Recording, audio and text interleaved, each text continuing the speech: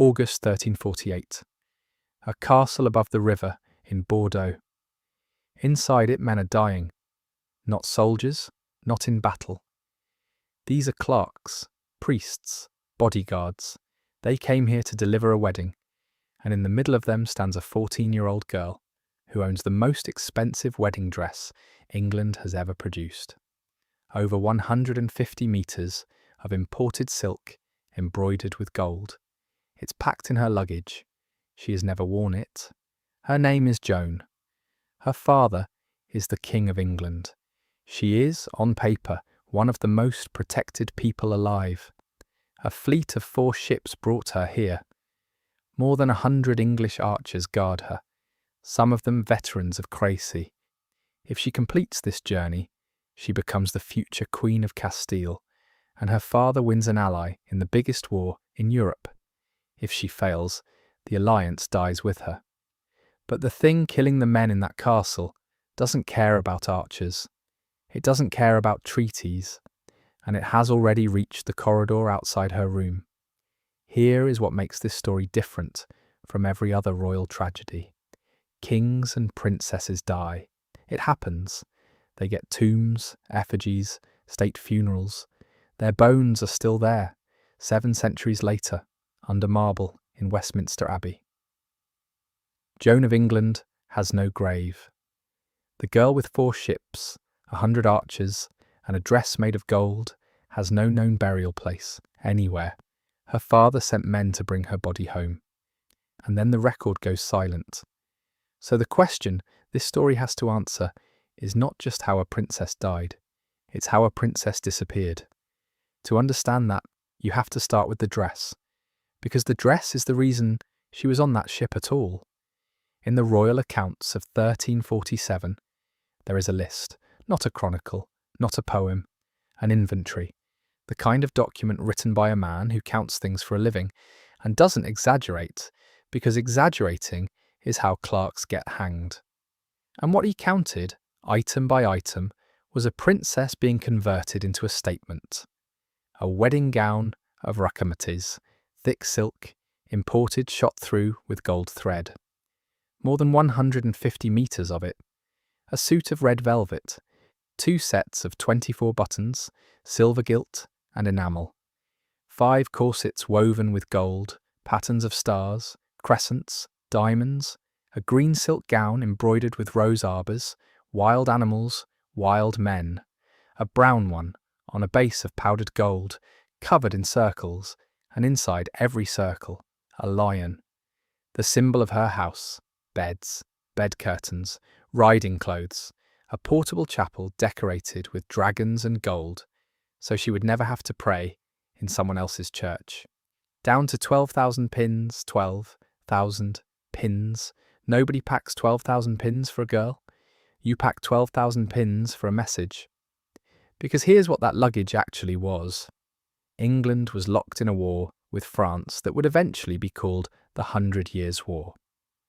Her father, Edward III, had crushed the French at Crécy 2 years earlier. But winning battles is not the same as winning wars, and Edward needed something France also wanted: Castile. The kingdom with the fleet. Whoever married into Castile got ships in the Atlantic and pressure on France's southern flank. So in 1345, a deal was made. Joan, 11 years old at the time, was betrothed to Pedro, heir to the Castilian throne. The wedding was set for November 1348 in Bayonne, in English-held Gascony. Here's the problem, and it's the hinge of the entire story. The Black Death had not yet reached England. These men had crossed from an island where the word plague was still just news from Italy, rumours about Genoese ships and dying ports, somewhere far away, somebody else's catastrophe. They had spent 3 years planning this wedding. The dresses were sewn, the alliance was drafted, the date was set, and a city official was telling them to turn 4 royal ships around because of a disease they had never seen. They stayed. You already know they stayed, but sit with why, because it isn't stupidity. It's the oldest trap in human decision-making. The schedule was real, and the danger was a rumour. Every one of us has walked into a version of that castle. The party moves into the Château de l'Ombrière, the royal castle above the Gironde, a planned stop, a comfortable one. Below the walls, the port keeps working, and the port is exactly how the plague travels. Bordeaux was one of the busiest wine harbours in Europe. Ships in, ships out, rats in the holds, fleas on the rats. The girl with the golden dress was resting in the one building in Gascony the disease was guaranteed to find. If this were only a story about a disease, it would end quickly. It doesn't, because the disease was about to do something worse than kill the princess. It was about to erase the machinery that existed to protect her, piece by piece, in front of her. The first deaths inside the entourage come from the household itself. The men and women around Joan begin to sicken. Not the city, her people. The ones who ate with her, dressed her, guarded her door. Then it reaches the top.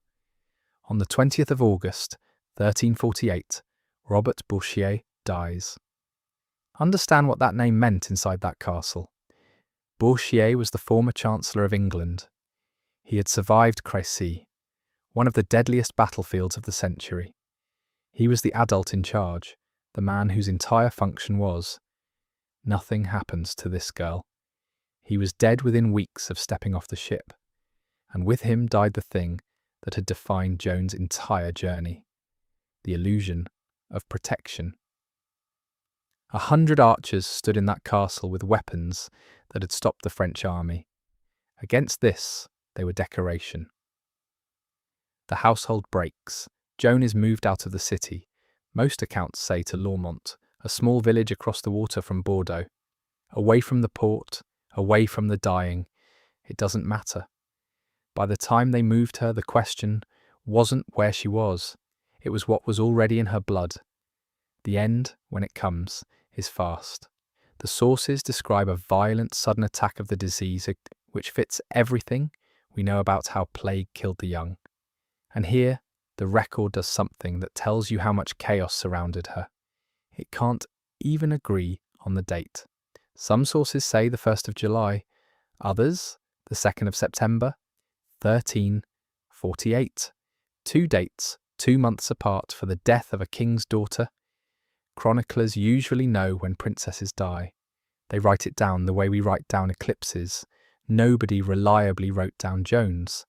That's not a gap in the paperwork. That's a snapshot of Bordeaux in 1348, a city where so many people were dying that even a princess could slip out of the record. The girl who travelled with 12,000 pins, each one counted by a royal clerk, died without a certain date. She was 14. She never wore the dress. She never met Pedro. She never saw Castile or England again. And her story should end here. It doesn't, because the news of her death now has to make a journey of its own. And what it triggers is the part of this story almost nobody tells. October 1348.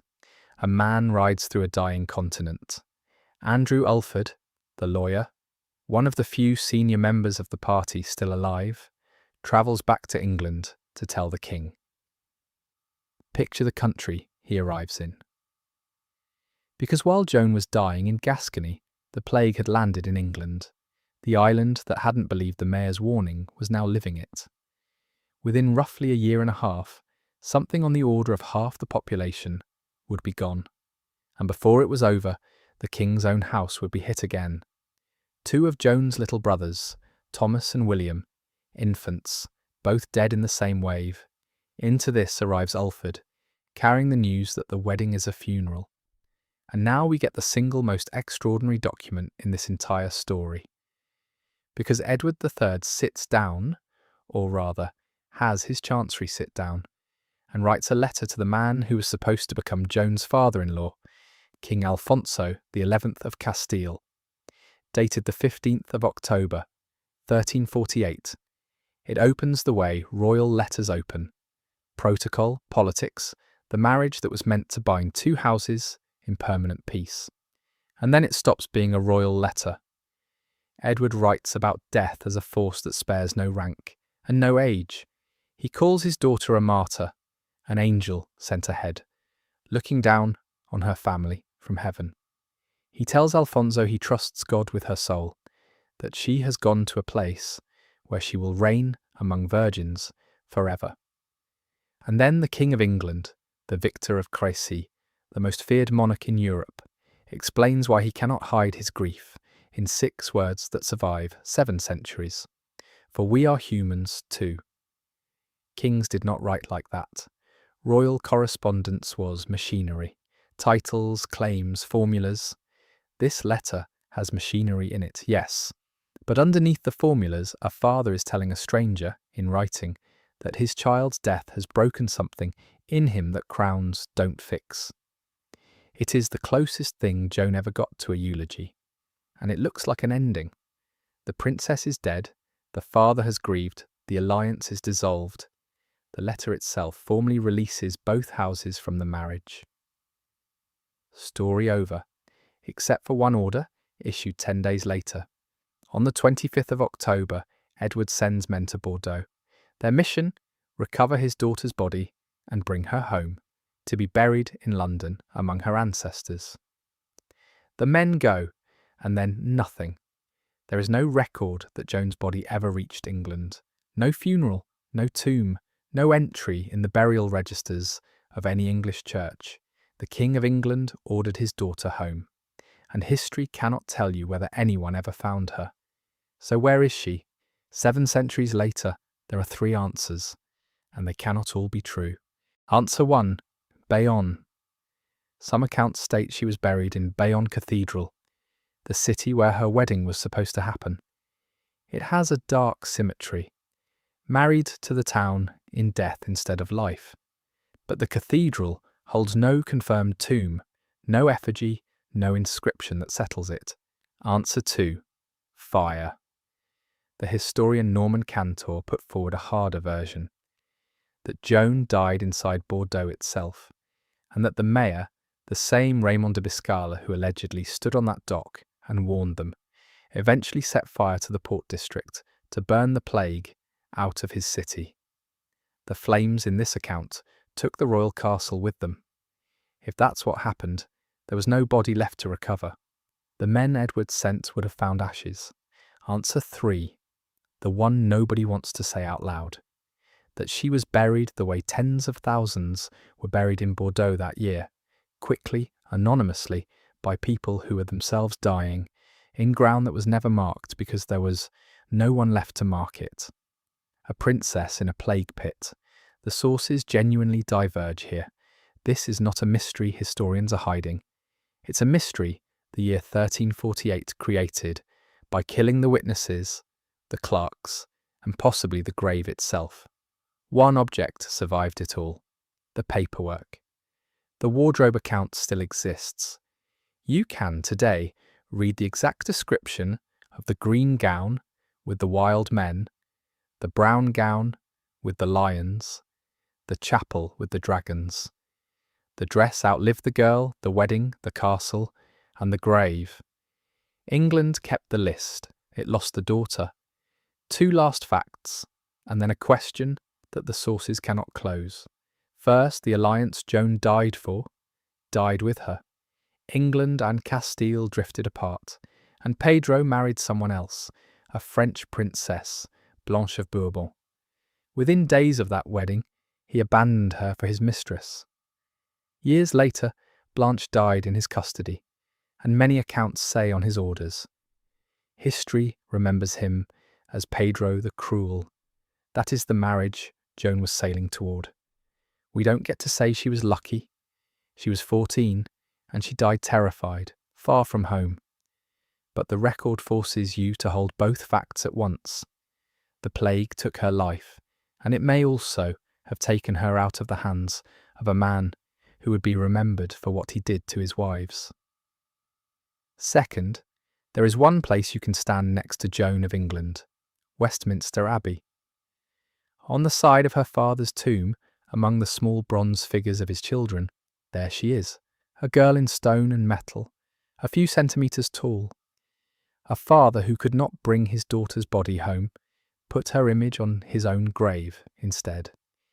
It is the only body-shaped thing history has left of her.